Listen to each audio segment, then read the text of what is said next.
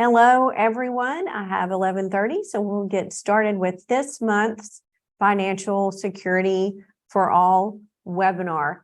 These are hosted by the Financial Security for All community of practice. We are a group of extension professionals who work in the personal finance, family resource management area, and we're so glad that you could join us today.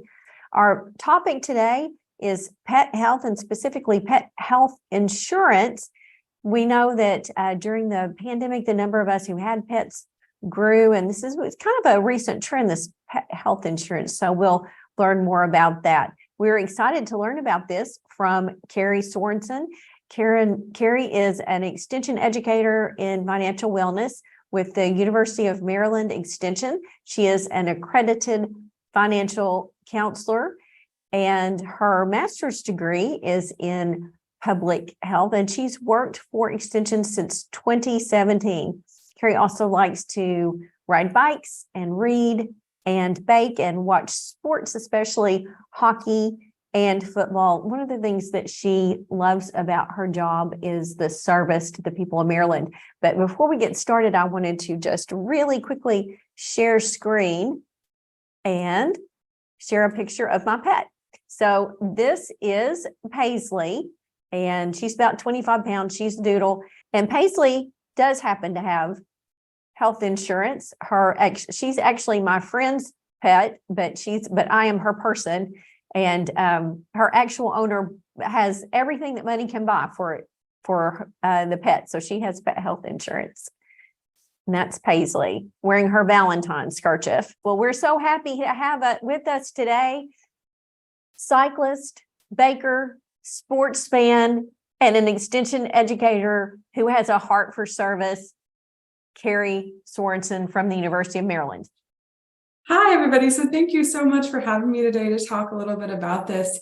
Pet insurance is one of those things that it wasn't really on my radar until I started seeing some different things pop up, some comments from consumers, a lot of advertisements. And so I started thinking about this, as many of us as extension agents do, and thinking, I bet this is something that families who are considering having a pet, or, folks who are looking at their options as far as affording veterinary care, I bet this is something that they're curious about. So I started digging into the research a little bit. I actually really enjoyed it. I'm a bit of a nerd for some of these things. So I had a really great time looking into what some of the issues are, what some of the things are that, maybe it would be important to know as a consumer when it comes to pet insurance. And so that's really what we're going to focus on today. What are the key things? What do we really need to know? And how does that affect people's decision making when it comes to, okay, is pet insurance, is this the right decision for me, for my family, for my furry friend? All right, so this is our disclaimer from University of Maryland that our programs are open to all. I'm sure this is familiar to a lot of extension folks, but we are open to everybody. All right, so thank you for already sharing in the chat. So many of us have pets. Some of us shared their names, which is really lovely. And, Laura and I were talking a little bit before this presentation, before we got started, about the fact that pets have, I think, more recently become sort of on like a different level in terms of some of the folks and what sort of family member our pets are. And so, I definitely remember growing up, we had like a couple of cats who were just sort of around. They weren't necessarily cats that we were taking to the vet all the time, but we were feeding them. We were making sure they had the things that they needed. And so this has sort of changed a little bit in recent years. We're seeing folks who are really very focused on making sure that their pets are healthy, that they have the things they need. There's all kinds of really cool activities you can do with your pets. There's games you can play with them, all kinds of really great things. And I think part of that is coming from this sort of different connection level that a lot of us have with our pets. I also thought I would share a little bit about my pets. So these are my two. Dakota is on the couch. Tigger is having a little time in the sun there, belly up. So Dakota's about 9 years old. We rescued her from a rescue organization when she was, we think, 3-ish. Hard to say with rescues. And then Tigger, my claim to fame with Tigger is that my grandma gave me $500 to buy a wedding dress. And I found a wedding dress for $200, and I used the other $300 for an apartment fee so that I could get Tigger. He was free. My Humane Society has Free Cat Friday. So once I had the apartment fee in hand, I went to Free Cat Friday and I got Tigger. Both of them have had their share of veterinary costs over the years. Wouldn't trade them for anything in the world, but they have both had some definitely expensive vet visits over the time that they've been part of the family. Okay, so a little bit about the plan for today. We're going to talk a little bit about vet costs, history of pet insurance, where does it come from? We're going to talk about the structure of how pet insurance works, because I think it's maybe a little different than what folks might expect. We're going to talk about some of the concerns that come up with pet insurance, specifically from sort of a consumer protection, regulatory sort of sphere. And then also just a framework that we can use, I think, when we're working with people for figuring out whether pet insurance is a good financial decision. And then also just considering some of the non-financial reasons that someone might get pet insurance and making sure that those are part of the conversation too. Okay. So getting started, we're going to go through some background info just to sort of frame out our discussion, start off on the same page. So we definitely have research that shows that veterinary service costs have been increasing. So there's sort of two things that are going on here. More people have pets, more people are getting more pet services. So that's one piece. Overall spending on vet care and items purchased through vets is on the rise. So the APPA, and I'll have references at the end, but they collect information, data on this from consumers. And so what they're seeing is a general trend that every year since they started collecting this information in 2001, these costs have been going up. So we're seeing more spending, which means we're seeing more demand. And I think a lot of us as finance educators know that supply and demand, they kind of work together to set price structure. We may not necessarily be seeing as much increase in supply. Becoming a veterinarian is expensive. It can be difficult to set up a practice.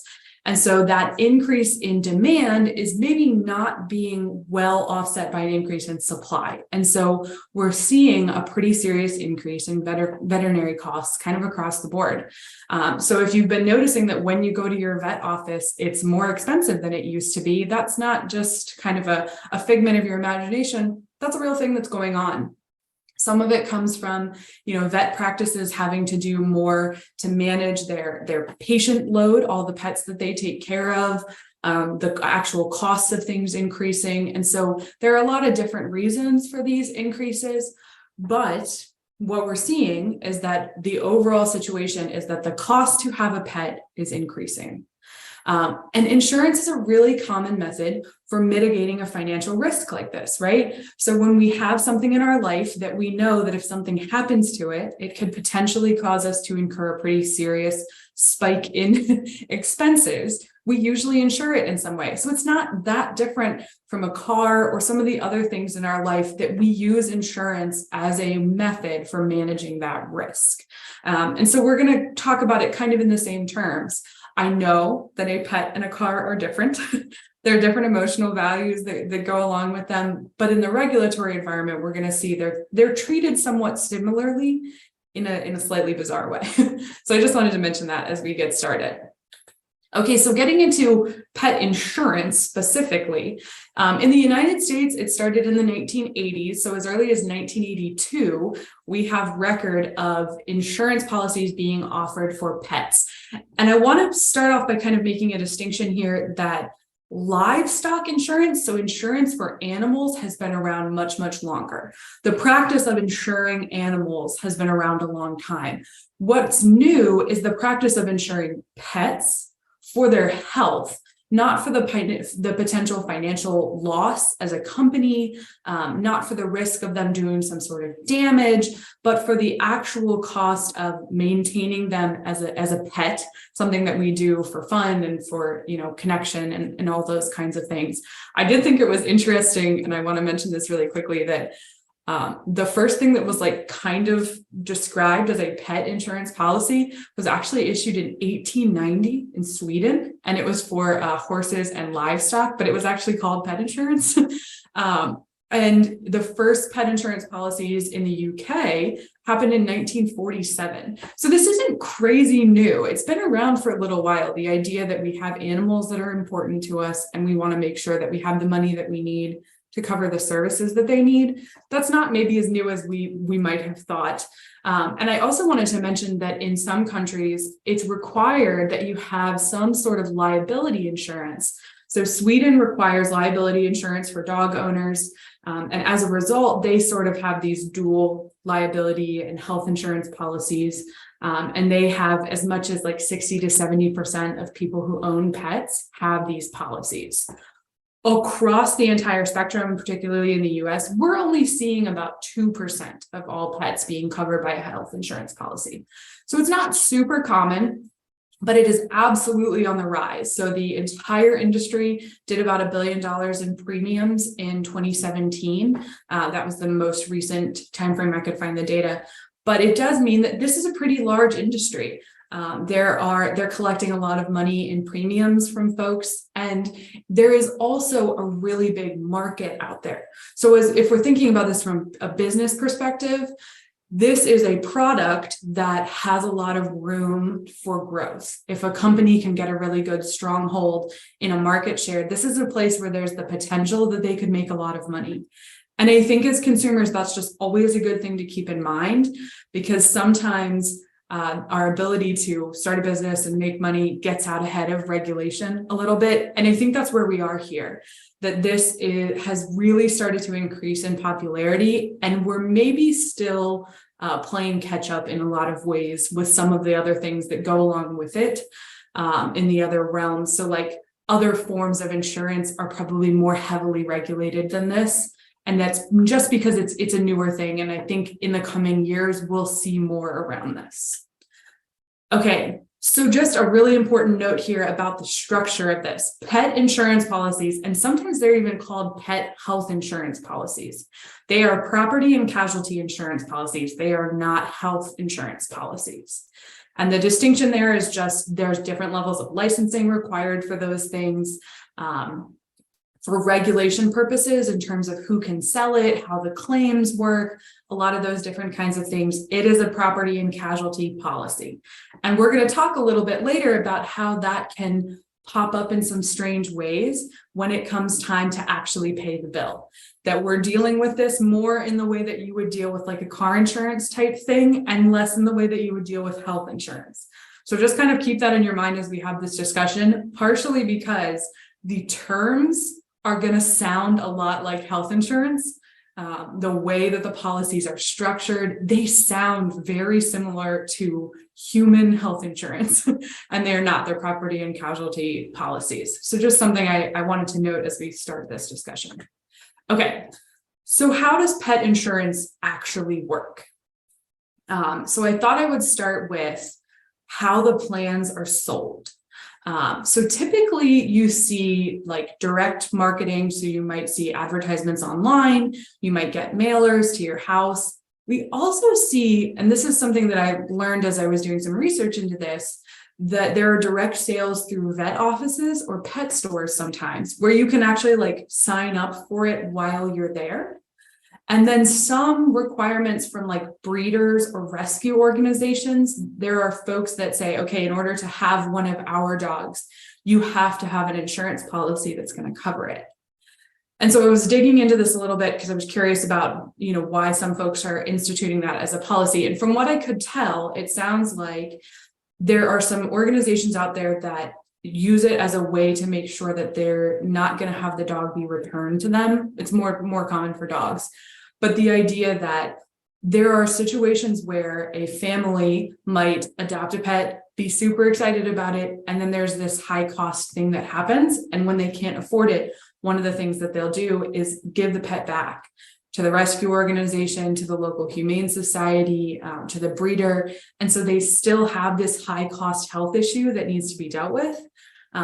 But that's one of the financial mitigation strategies that families are doing, is they're giving up the pet. And so this is one of the things that's coming up as a way for some of these organizations to manage that risk a little bit. And so again, just a reason to keep this on the front of our mind, that it might be something that's coming up more often. Another one that I was kind of surprised to see is that it's offered as an employee benefit. So in the paper that I was looking at came from 2019. It was a national insurance organization that wrote a white paper about the industry and where things are. One of the things they mentioned was that about half of Fortune 500 companies currently offer this as an employee benefit. And so I thought that was interesting, just because it may be something that companies are doing as a way to lure people, as a hiring tactic, to say, if you come and work for us, then you'll get access to these really low cost pet insurance policies.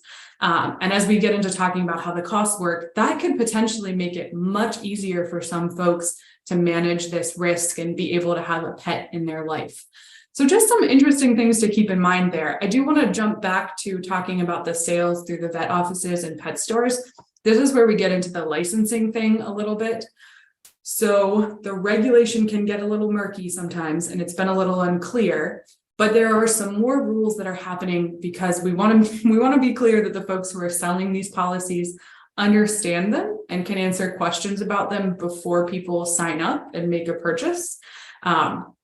So this is not necessarily across the board yet, but they are working on the idea that anyone who is able to sell these policies directly to someone should be licensed to do so and have gone through some education to be able to offer it. So that's one of the pieces that's happening here. But I'm just curious, mentioned it in the chat, how many of you have seen an advertisement for a pet insurance company? And if so, do you remember the name of the company? Like, what are you familiar with as like names that are in this space? Curious to see what folks have heard of. Let me pull my chat up here so I can actually see what folks are sharing. Jack Russell has FitBark. Is FitBark the name of the insurance company? Someone said Lemonade. Yes, that's one of the ones that I had seen. Pets Best, Nationwide. So I will say Nationwide is the so again, this data is coming from, I think, 2018, but they were about 30% of the market share was going to Nationwide. And then the next largest one was Trupanion, Trupanion. And we're going to talk about this a little bit more, but one of the interesting things that comes up with this is whether or not yes, FitBark, which is Fitbit for dogs. That's so funny. I didn't know Fitbit for dogs existed. So one of the things that comes up with this is sometimes it is actually the insurance company. Other times it's the name of the pet insurance product that we're familiar with. And so this is where we get into some weird space with licensing and regulation. And do consumers definitely understand what they're signing up for when they sign up? And so we'll talk about that a little bit more in terms of things to be aware of. Okay, so yeah, you guys mentioned a lot of the ones: Nationwide, Trupanion, Healthy Paws Pet Insurance Foundation, Pet Plan, and Crumb and Foster, which I hadn't heard of. Those are the top 5 biggest, and then the rest of the entire industry, so Lemonade and some others, still have about 20% of the market share. So this is a place where there's a lot of competition. There's a lot of different names in this space, and there maybe isn't anyone who's like sort of really locked down the market yet, which I think is interesting. Okay, so the plan has been presented to a consumer. They've decided to purchase a plan. The next big piece when it comes to pet insurance, and this is going to factor into the cost pretty significantly, is what type of coverage do they want? And so under these policies, they can get accident only or accident and illness. For the most part, that's how they're structured. So accident only is going to mean that, let's say your dog accidentally, runs out in front of a car and is injured, or, slips and falls at the dog park and breaks a leg or something along those lines. Those things would be covered. Illness is then going to add on that if they have some sort of like chronic condition, or if something comes up that isn't the result of like a one-time accident thing, then that can be covered as well. So again, those are different levels. The accident only is less expensive. The accident and illness gets a little bit more expensive because there's more covered there. And then often they will include what they call a wellness add-on. So what's interesting is that you can't get, for the most part, in the plans that we see on the marketplace so far, you can't just get a health insurance plan to cover regular vet visits. So under both of these, accident only and accident and illness, you would still be responsible for paying all the vaccinations, all the checkups, all the regular medications, think flea and tick prevention and that kind of thing. Those are all still things that you pay out of pocket under those policies. The optional wellness add-on will then add the coverage for those kinds of things, but the wellness add-ons tend to be very expensive. And so when we're thinking about managing these costs, this is something that a consumer is going to want to think about is this isn't going to cover all of my out-of-pocket costs. So how much am I willing to pay for this plan in addition to the regular checkups and some of these other things that I'm still going to have to pay for, even if I have the pet health insurance plan? So this is the first piece that they've got to consider. I did want to mention here that in some of what I was reading, it also mentioned that some vet offices offer a wellness plan. So basically, it's not insurance, but it sort of looks like it. So it's kind of like a package deal where you sign up with the vet office and say, I'm going to be bringing my pets to you for the following services. And then they charge you a monthly rate that covers all of those services as a lump together. And so it's not insurance in the same way that we're talking about here, but it's more so just a way to take those costs of the regular checkups and things and spread them out over the course of a year rather than having to pay them upfront when they happen. Again, I think a lot of us know, working with some of the folks that we work with, that can help sometimes. So just something to keep in mind there, it looks like the wellness part of the pet health insurance, and it's actually a separate thing offered directly through the vet offices, usually, that's not considered insurance. So again, we've got a lot of variation going on in this space. Okay, so once you get the pet health insurance, what is actually covered? For the most part, almost all the plans that are out there, all the major companies that are out there only cover cats and dogs. Very rarely one will cover what they call exotic pets, which includes birds, rabbits, reptiles, things like that. So this, for the most part, is only going to be for folks who have cats and dogs. And there is sometimes a discount for if you have multiple pets that you're signing up through the insurance policy. So it's kind of like having a multi-car discount with your insurance, is that you can get a multi-pet discount as well. Something to keep in mind. Okay, so then the next factor here is, what is it actually going to end up costing, right? You set up that initial decision about what do you want the insurance plan to cover, and then they're going to ask a bunch more questions. So some of them don't have quite as much variation, but these are all the things that could potentially factor into the overall cost of your premium. So that type of coverage we talked about at the beginning, that's the big initial chunk. The next piece is, again, deductibles. Just like we have with most other insurance policies, you can set a deductible level. How much do I want to have to pay out of pocket before my insurance is going to kick in? The interesting thing with some of these pet insurance plans is that they have lots of different types of all of these things. So they have a deductible for per incident or per year. And so you can decide, well, I want to have to pay $100 at least every time I go in because something has gone wrong, or I only want to have to pay $100 through the year. And so obviously that annual one, slightly more expensive. So there are a ton of factors that start coming up here. The next, they refer to as copays or co-insurance. So if you're familiar with your health insurance stuff, that is that, okay, so I go in for an x-ray, the x-ray costs $200. How much of that am I responsible for? It comes out in the documents very similar to person health insurance, where it's expressed as a percentage. So let's say the insurer is responsible for 80% and you as the insured person are responsible for 20%. So again, making sure we're aware of how these out-of-pocket costs are working, that we know that when we're signing up for these things, it does not necessarily mean that everything is covered. The location factors in as well. This was something that came up in the research that I was doing, but if you have an urban pet, a pet that lives in a city, they are more expensive to insure than a pet that lives in a rural area. They attributed that to a higher cost of pet insurance in cities, that it costs the company more to pay for that type of care just because vets in cities charge more for whatever reason. So know that based on your location, that's also going to change the cost. So if you're looking at like estimates and things that you can see out there, if you live in a city, it's going to be slightly increased from that. The next one is the age of your pet. So some policies do the age of your pet when you sign them up for insurance. Some of them do the age of the pet, full stop. So if it's the age of the pet when you sign them up for the insurance plan, let's say you sign them up when they're 2, then you maybe get lower rates because you've had them on the plan longer. On others, if they're going by just the age of the pet, then what you're going to see is that every time they get older, the premiums go up. Again, just like human health insurance, as we get older, it's more likely that things will happen. And so know that if you're signing up an older pet for the first time, they are going to be more expensive.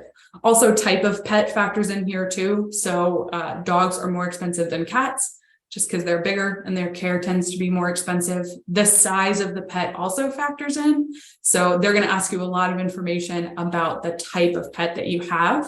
One thing that I saw in the research was that they do an initial pet health assessment, and anything that's already going on with your pet when you sign up for the insurance, for the most part, is going to be excluded from being covered.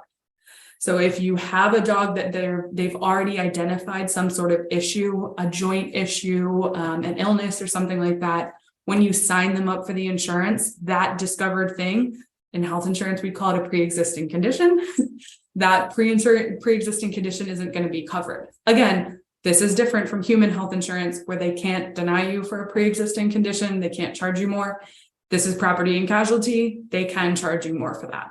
So one of the things you'll see are exemptions and like waiting periods that change. So let's say, like I have a German Shepherd, there are things that they know tend to happen, hip dysplasia and things like that with German Shepherds. So I might have a plan that says, because you have a German Shepherd, we will not cover hip dysplasia at all. Or I might have a plan that says, we'll cover it, but only after you've been part of the plan for like 2 years. So this is where we get into some of the consumer complaints that are popping up in different places. It tends to be around these waiting periods and current health issues that either folks feel the insurance company sort of redefined later in the policy, or possibly they didn't completely understand it when they were signing up. But just something to keep in mind here, there are a ton of different ways that this is worded and different exemptions that happen here within that pet health, age of pet, waiting periods area. It's very different depending on the different companies and the different types of policies they offer. Okay, so going into like actually trying to use the insurance, some of them, again, in keeping with that theme that they look a little bit like health insurance, they will have a specific vet that you can go and see. Others will say you can see whatever vet, it doesn't matter to us. So it's kind of like that in-network, out-of-network thing with human health insurance. In this case, though, they're going to have like maybe a particular vet office that they work with. And so that's something you absolutely want to ask before you're signing up is, am I required to go to a particular place, or do you cover any vet that I might see? For the most part, all of these are going to involve you paying out of pocket initially. All of these are set up for the most part. I didn't see any, but I want to offer the caveat just in case. But they are typically set up as you go to the vet's office, you pay the vet whatever it is that the vet says it costs, and then you submit that documentation, those receipts, all of those kind of things to the insurer, and then the insurer will issue you a reimbursement. So they are not necessarily dealing with the vet's office unless they have a particular thing set up ahead of time. You are the one who's dealing with the insurance company. Again, it might be more similar to the way that you'd see car insurance or homeowners insurance. And so part of what we see with that is some of the time, I think we know when we have a pet health issue, that's very timely. That's something that we potentially have to address really quickly. And so there have definitely been some consumer issues around being under the impression that something was covered, going to the vet, getting the needed care, issuing giving the paperwork to the vet's office or the insurance office, and then the insurance folks saying, actually, that's not covered and we're not going to be reimbursing you. Sometimes there are methods you can take to file a dispute, very similar to the way you would with health insurance. But again, it's not regulated exactly the same way. And so there have definitely been some concerns that folks have had with difficulty communicating with their pet insurance company about whether or not the reimbursement is actually what was promised in the given situation. And so that's where I would say the regulatory environment is working on catching up around some of the issues when there's a disagreement between the policyholder and the insurance company about how the coverage should have worked. Who is right? How does that get decided? A lot of the policies currently have like a requirement to go through arbitration through the insurance company. Again, not necessarily something we allow with health insurance or with other types of insurance. That's still here in this particular type of insurance. Okay, so they'll determine the reimbursement amount and the timeline. So different companies reimburse, it might take them a few days, it might take them a few weeks. And so again, something that pet parents need to be keeping in mind is how long can you wait for them to be able to pay you back for the costs that you incurred. If we're, someone who's putting this on a credit card, how long do we have before that insurance is the interest is gonna hit us? Just some things to keep in mind there. Again, that's only going to kick in once the waiting periods have been met, only after you've met the deductible, and only for covered conditions. So there are a lot of exemptions to keep in mind here. When I say the waiting periods, those also are different depending on the type of thing. So like usually the accident kicks in relatively quickly, but the illness, they'll have a longer waiting period for. So, you sign up for insurance and then a couple of weeks later, something happens where your dog, breaks a leg or something, that might be covered. But if they were to fall ill, that would take maybe a few more months for the coverage to kick in. So again, these are things that they're doing to lower costs on the insurance company's end. There are changes that you can make. You can ask for the waiting period to be reduced, but that's going to increase premiums. Just some things to keep in mind there. Okay, so looking into what's going on with the regulatory environment, the key issues that I found were some of the limited regulation things and the consumer confusion. There was a quote from the that white page document that I read, and they said, some complaints may be attributed to the consumer's misunderstanding of coverage and the policy terms and conditions. Restrictions, waiting periods, fee schedules, excluded pre-existing congenital and hereditary conditions are often not obvious to the consumer until after they've had a loss. So what that whole thing means is that across the board, one of the things that's happening is folks are having something happen with their pet, they're going to the vet office, getting it treated, and then finding out from the insurance company that it's not covered. And this is not unlike many other things that we deal with in the financial education realm, where we've got credit card terms and conditions issues that folks don't understand until it's too late. So typically what we see in a lot of similar instances is that when there's a lot of consumer confusion happening, eventually the regulatory environment at large will kind of ask, okay, should we be doing more? Or at some point the legislative system will say, okay, should we be requiring these folks to disclose this differently? So many of us will be familiar with when you sign up for a credit card, you get that required disclosure that uses the APR language that puts everything in very specific terms. I would say right now that's not something we have in this environment. So there aren't as many requirements to be clear with the consumer about what are the waiting periods they signed up for. What is the system for reimbursement? When it talks about congenital and hereditary conditions, what they mean is that there are breed exemptions. So if you have a certain type of dog and it has a known risk for a particular health condition, that's not going to be covered at all. And so how are we making sure that consumers understand that before they sign on the dotted line? So there's definitely a lot more happening here.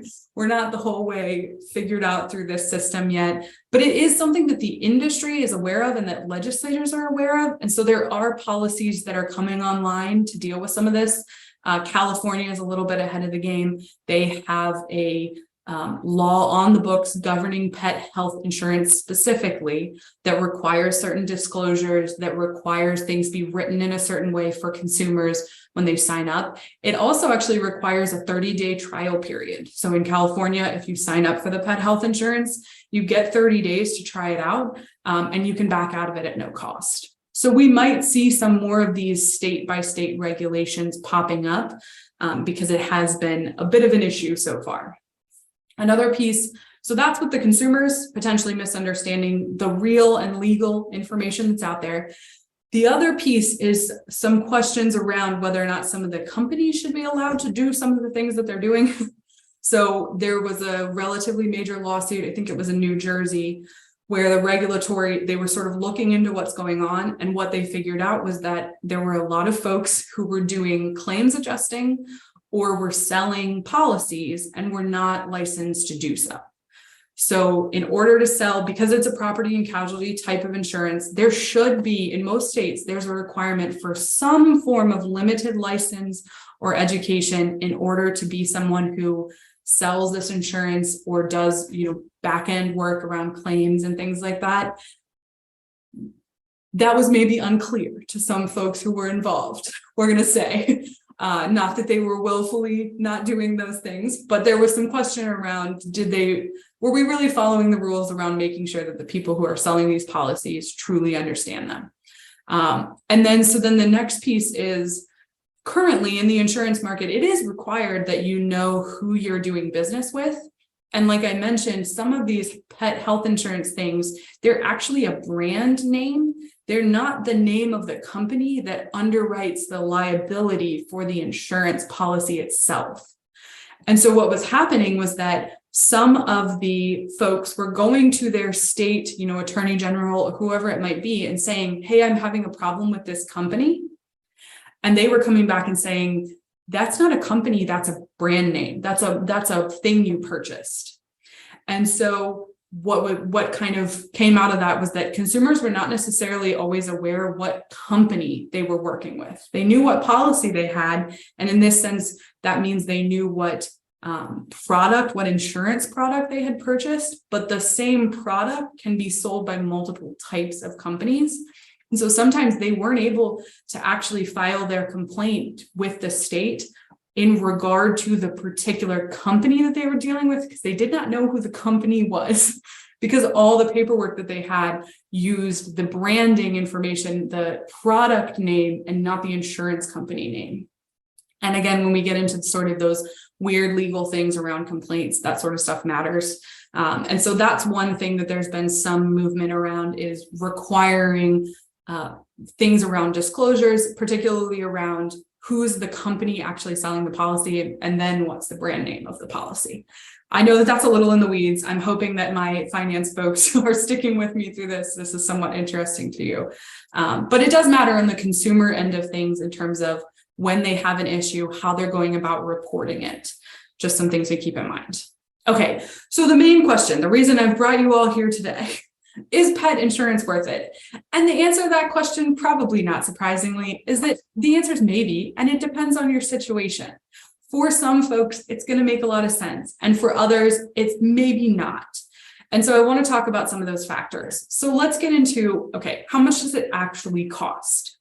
The average annual cost, so this is the total cost per year for an accident and illness. So keep in mind, this is not with the wellness add-on, but it does cover illnesses if a pet were to get sick, is about $584 a year for dogs and $343 a year for cats. So in terms of monthly amount, we're looking at about $50 a month for dogs, about $30 a month for cats. For an accident-only policy, that drops to $239 for dogs and $130 for cats. So then we're talking about $20 a month for dogs and $11 a month for cats. Part of the reason I bring this up is because for a lot of folks, that's not a particularly large amount of money. And so for some folks, that peace of mind is going to be worth it to them. So sometimes the insurance question, right? The question that we think about as financial professionals is, do I come out at the end of this having saved money? And when it comes to insurance, that's maybe not the way we want to think about it, because that's probably not the way a lot of consumers are going to think about it. So just something to keep in mind there. The other factor, so those are those average costs. Again, that's for like one cat or one dog. They can vary really significantly based on age, size, breed, deductible, waiting periods, and other factors. So one of the statistics that I saw, NerdWallet did a really great comparison of some different pet insurance policies. I have it linked in the references, so you'll get this and you'll be able to look at it if you want. But when NerdWallet was looking at it, they saw that premiums could increase by as much as 4 times for an older pet. So once pets were exceeding usually about 8, 9 or so years, this point where they're much more likely to get some sort of illness, the premiums are going like way up.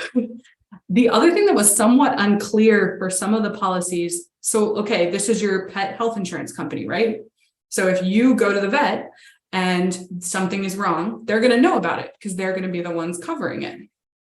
It was sometimes unclear whether or not that thing could then mean that for the next year, you would either no longer be eligible for the insurance or they would increase the rate. So potentially they're using this information that they're gathering through their coverage of your pet to potentially then increase the cost because of how much information about the health of your pet that they have. So some of these things could potentially compound on themselves a little bit, where because you're using the insurance, then for the next year, the insurance gets more expensive. Okay. Something else to keep in mind is that since it's offered as an employee benefit, there are some folks out there who might be able to access it at a significantly lower cost. And obviously that's going to factor into the calculations here. Okay. And I guess I should mention that this is from the North American Pet Health Insurance Association, some of the average numbers there, and that is an industry group. So it was the best data I could find. Interestingly, possibly just for me, interestingly, but when we talk about the data that's collected, it's collected by insurance premium type, and the wording for some of these things in a lot of states hasn't caught up. So there isn't a special line item for pet health insurance. It falls under marine inland.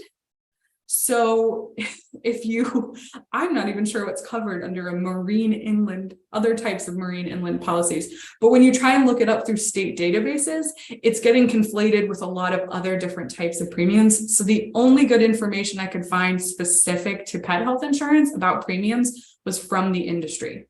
Just a note I want to make in terms of where my information is coming from. Okay, so often for a lot of folks, the answer is that it's not really that it's going to save them money in the long run. That's probably not surprising for a lot of us because we're talking about insurance. So a lot of us as financial educators are going to be aware of the fact that insurance works by spreading out risk, right? And so for insurance to work, we can't all be taking more from it than we pay into it, or that on a financial level doesn't make sense. So for this to work, there are a lot of folks who are going to pay more into it than they use for it. Not potentially a ton more. Again, this is working across hopefully a large group of people or pets, which is how this works. But what it's providing more so than just the cost is the peace of mind. So for a lot of folks, it's going to be worth it to them to know that if something really crazy happens, if something really expensive happens, something they were absolutely not expecting, that there's going to be some coverage there. One of the things that came up in the research that I was looking into is that it might prevent some really difficult euthanasia decisions that happen. So sometimes, especially for older pets, we see issues where there's something that the pet absolutely needs health-wise in order for them to be able to keep living a happy, healthy life. And when a person can't afford that, they might choose to euthanize the pet as a humane option. And so if folks have insurance, it might mean that those really crazy, things that come up are less likely to result in them ultimately having to go to euthanasia, which I think is a lot of what pet owners fear, is that it's going to be so difficult and so expensive that that's going to end up being their only option. And that's a really emotional thing. So again, as finance educators, I like to always remember that we're dealing with people's money, but we're also dealing with people's emotions too. And so this may not be a purely financial decision that they're making here. It's going to have emotion tied to it. For some folks, putting that same amount of money into a savings account might make more sense. Again, that's going to depend on people being able to do that habit-wise, spending-wise. Is that an option for them? But could they take the same amount of money that they would spend on a monthly premium and put it into a special savings account that is just for pet health expenses and is hopefully labeled and kind of separates it from their other money so that they have that for emergencies? Might work for some, could be a good option. Okay, a couple of folks though who might want to think about this extra carefully because the cost might be even higher and the potential benefit from it might be even lower. So the folks who are least likely to save are going to be the folks with the highest cost plans or the ones who are going to get the least coverage. That's going to be folks with pets that are older, pets that have existing documented health conditions. So know that the pet health insurance company is probably going to pull your vet records. And so if it shows existing health conditions, and that's the main reason you want the coverage, those things are unlikely to be covered. And if they are covered, that's potentially going to be a really expensive policy. Younger pets with breed exemptions. So anytime you're looking at a particular type of pet, again, that's going to work more for dogs than cats. But if you have a pet that has a documented risk because of the breed that they are, that is, again, it's just going to really reduce the types of services that your insurance is going to cover. And then just people who have enough savings to cover an expense, they're probably better off saving that money in a savings account than paying it to the insurance company and not being sure how they're going to be able to get it back. Okay. Again, you're going to have access to these slides, so don't worry about going through all of this, but these were the things that I pulled together as, okay, if you are someone who is looking into purchasing this, what are the key questions that you should ask? I was hoping I would be able to condense it down to like maybe 5 questions. When I started looking into all of the different things that were out there, this is the list of questions that I ended up with. But I want to make the argument that it's really important to know these specific things. How do the deductibles work? Are there limits? We didn't even talk about that too much, but sometimes there are like totals where the pet insurance company says, this is the absolute max for what I'll pay out. And sometimes those are per incident, per year, or over the pet's lifetime. So just some things to keep in mind. You want to ask, okay, is there a limit that I'm going to hit? Are there any conditions that if it's diagnosed in the prior year of coverage, it would be considered a pre-existing condition now, and it would exclude me from coverage in the future? How does your appeal process work? Can I choose any veterinarian? Do you cover annual exams through the policy? Specifically asking about prescriptions and spaying and neutering is a great idea too. Their average time for paying a claim, and then also whether or not the plan offers end-of-life benefits. For some plans, it's not considered health, so it's not something that they cover. For others, it is considered a pet health issue, and so they are willing to cover some of the things that we have to use a vet for as it's potentially at the end of a pet's life. So just some things to factor in there.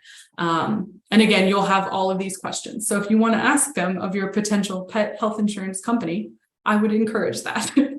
Okay, so that is my bottom line with this, is that when it comes to the pet health insurance, there are a couple of key factors that should key you into the fact that it may ultimately not be a great financial decision for you.